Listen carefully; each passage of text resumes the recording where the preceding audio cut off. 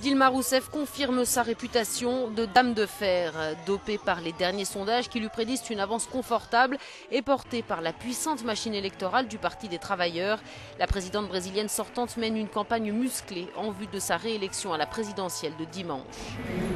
Si la stratégie Rousseff a consisté à démolir l'image lisse du rival Aécio Neves, elle s'est surtout appliquée à comparer les 12 années au pouvoir du Parti des travailleurs avec les 8 ans précédents de gouvernance de la droite.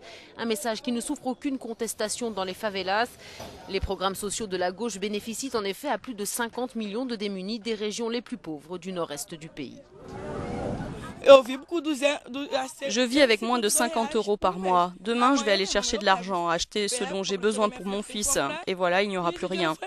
Je devrais attendre le mois prochain pour que Dilma me redonne de l'argent. Elle nous aide. Sans Dilma, nous serions vraiment en difficulté. Ma mère élève aussi 12 enfants grâce aux allocations familiales. Les couches les plus aisées veulent de leur côté en finir avec Dilma Rousseff, qu'ils jugent responsable du ralentissement économique du pays.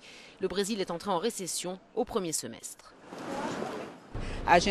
Nous voyons des gens qui souhaitent du changement. Tout le monde ici est contre Dilma. Mais on ne sait pas. Nous sommes ici à Rio de Janeiro dans un quartier élitiste. Je crois aussi que nous avons besoin de changer de président afin de changer notre économie et d'améliorer les indicateurs qui sont dans le rouge. Et c'est comme l'homme de la situation que s'est présenté Aécio Neves à ses compatriotes. Le rival de Dilma Rousseff, le candidat du changement, comme il aime à le dire, est un pur produit de l'élite politique brésilienne. Ce technocrate de 54 ans, petit-fils de président, député, gouverneur, sénateur, favori des milieux d'affaires, promet un choc de gestion libérale pour relancer l'économie en panne du géant émergent. Il tente de séduire la classe moyenne des grandes villes du sud-est industrialisées qui veut en finir avec le règne d'un parti des travailleurs miné par les affaires de corruption.